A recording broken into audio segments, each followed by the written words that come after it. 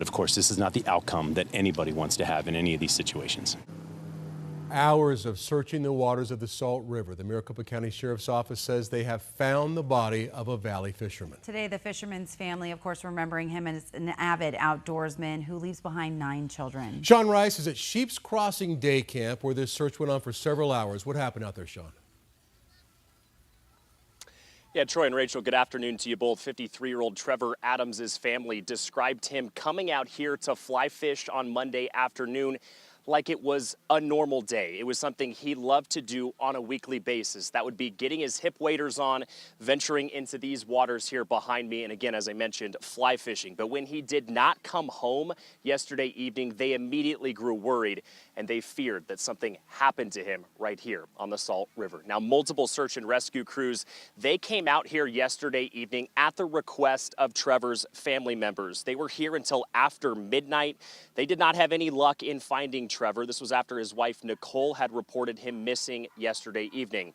His wife tells me Trevor called her on Monday afternoon to alert her to the fact that he was coming out here to fish, but he told her he would only be gone for about a couple of hours. She described it as extremely unusual for him to not come home after fishing exactly at the time he said he would. Now, when dive teams resumed their search this morning, they found his body 200 yards south of where witnesses said they saw him fishing.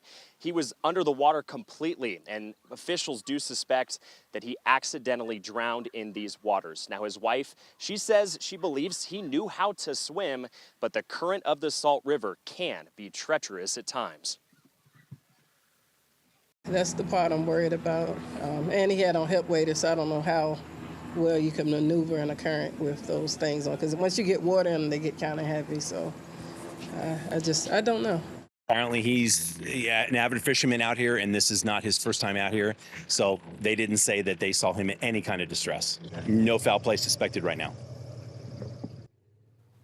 And an upcoming autopsy will determine Adams' official cause of death, but by the looks of his body, when it was removed from the water, officials told me they do believe, again, that this was an accidental drowning. And because of this, the Sheriff's Office is issuing warnings to people who may come to the Salt River here during these summer hours to wear a life jacket. That is especially for people who are not confident in their swimming abilities. They tell me that these currents can be unforgiving and, of course, unfortunately can lead to some terrible outcomes, just like this one over the last 24 hours. We're live at the Salt River. Sean Rice, 12 News. Yeah, and Sean, that current can be so deceptive, too. You look at the top of the water, it looks very placid. And then on top of it, because it's so warm, those rocks can be covered with algae. So if you're in there walking around, it's very easy to slip.